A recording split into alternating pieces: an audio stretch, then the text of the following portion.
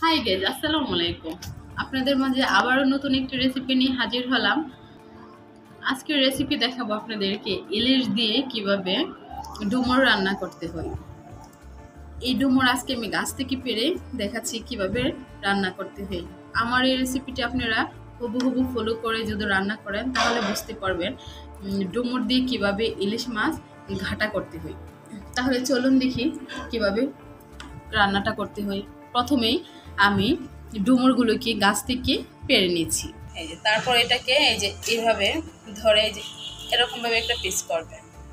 তারপর এভাবে, তারপর এভাবে, তারপর এভাবে, এই যে এরকমভাবে প্রত্যেকটা পিস এইভাবে করবেন। এই হলো আমাদের ডুমুর। এই ডুমুরগুলিকে আমরা অনেকভাবে রান্না করতে পারি, যেমন এটিকে ভর্তা করলেও, কালো জিরা দিয়ে ভর্তা করলে এটার স্বাদই অন্যরকম।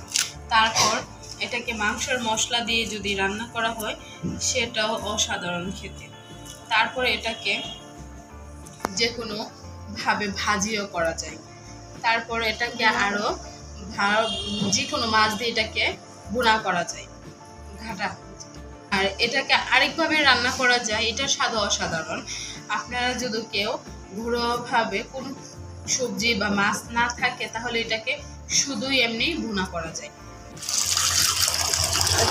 এখন জগা কাটার পরে আমরা ভালো করে জগাগুলিকে ভালো করে কষলিয়ে ধুয়ে নিচ্ছি। এই পর্যায়ে ধোয়ার পরে এগুলিকে আমরা চুলায় সিদ্ধ করে নেব। ধোয়ার পরে এই পর্যায়ে আমরা এটিকে চুলায় দিয়ে দিলাম। এটা আমরা রাইস কুকারে দিয়ে দিয়েছি। আপনারা চাইলে মাটির চুলাতেও দিতে পারেন এবং গ্যাসেও সিদ্ধ করে নিতে পারেন। আমরা রাইস কুকারে দিয়ে এটাকে সিদ্ধ করে নিচ্ছি। হাই গাইজ, ডুমো সিদ্ধ করার পর এরকম হয়েছে, দেখেন কত সুন্দরভাবে সিদ্ধ হয়েছে। টিপ দিলেই একদম নরম গলে যাচ্ছে। তো এখন আমরা এটাকে নিয়ে মূল রান্নাতে চলে যাচ্ছি। মূল রান্নার জন্য লাগবে, এখানে আমি 3টা ইলিশ মাছের পিস নিয়েছি, এখানে রসুন এবং পেঁয়াজ কুচি করে নিয়েছি, এখানে আদা বাটা, রসুন বাটা, পেঁয়াজ বাটা নিয়েছি। এই পর্যায়ে চুলাটাকে আমরা অন করে নিচ্ছি। এখন চুলাতে আমরা পরিমাণ মতো একটু পানি দিয়ে নিচ্ছি। এখানে আমি 3টা ইলিশ মাছ সিদ্ধ করে নিচ্ছি। হালকা একটু ভাপ দিয়ে কাটা ফেলে দেব। হালকা 1 চিমটি হলুদ দিচ্ছি, অল্প একটু লবণ দিয়ে নিচ্ছি, দেখতে যেন কালারটা ভালো লাগে, ফেকাশে যেন না। একবার আমরা এটাকে একটু ভালো করে জাল করে সিদ্ধ করে নিচ্ছি। আমরা প্রথমে পেঁয়াজ আর রসুন কুচি দিয়ে দিচ্ছি।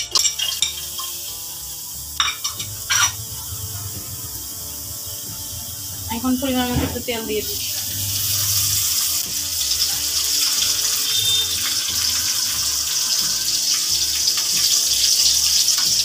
পর্যায়ে একটা এলাচ দিয়ে দিচ্ছি, 2টা দারচিনি দিয়ে দিচ্ছি, 3-4টা তেজপাতা দিয়ে দিচ্ছি।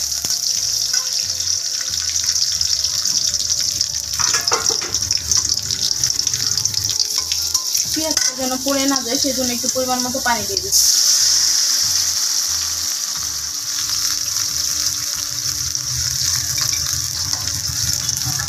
এই পর্যায়ে আমি রসুন বাটা দিয়ে দিচ্ছি, 1/2 চামচ দিয়ে দিচ্ছি, আদা বাটা 1/2 চামচ এবং পেঁয়াজ বাটা 1/2 চামচ।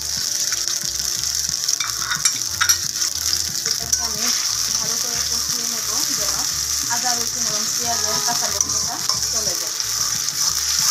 সেটাকে আমি ভালো করে কষিয়ে নেব। পর্যায়ে দিয়ে দিচ্ছি 1/2 চামচ ধনিয়ার গুঁড়া, 1/2 চামচ হলুদের গুঁড়া, 1/2 চামচ মরিচের গুঁড়া এবং 1/2 চামচ লবণ। এবার সবগুলো পানি দিয়ে একটু কষিয়ে নেব।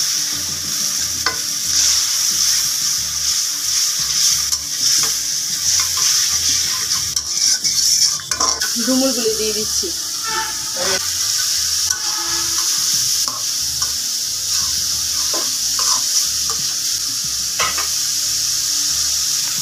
একটু পানি দিয়ে এটাকে ভালো করে এখন কষিয়ে নেব।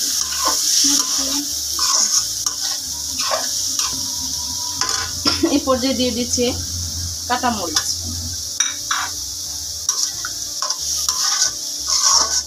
এটাকে এখন ভালো করে 5 মিনিটের মতো কষিয়ে নেব। যে আমরা ইলিশ মাছটা দিয়ে দিচ্ছি।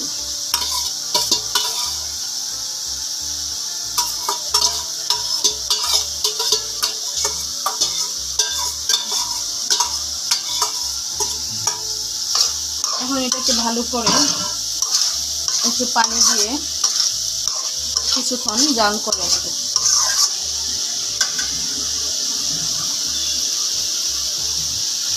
মাছটা সিদ্ধ দিল।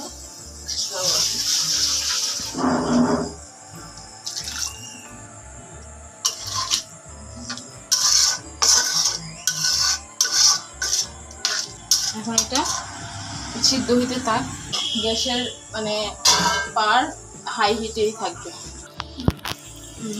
হাই গাইস, আমরা এখন পানিটা যখন শুকিয়ে আসবে তখনই একটা চামচ দিয়ে এরকমভাবে এই ডুমুরটাকে আর ইলিশ মাছের যে গুঁড়াটা দিয়েছিলাম ওইটা হচ্ছে এভাবে ভালো করে আমরা মতে নিচ্ছি।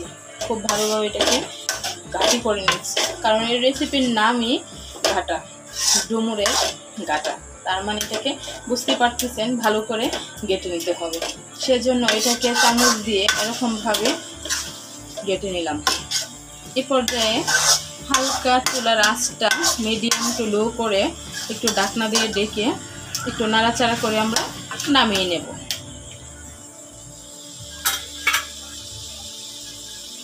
ডুমুরটা নামানোর 2 মিনিট আগে আমরা একটু ভাজা মশলা জিরার গুঁড়া দিয়ে দিচ্ছি, যেন ফ্লেভারটা ভালো হয়। আমার রেসিপিটা হুবহু ফলো করে আপনারা এই রেসিপিটা বাসায় করবেন, পরে আমাকে কমেন্ট করে জানাবেন।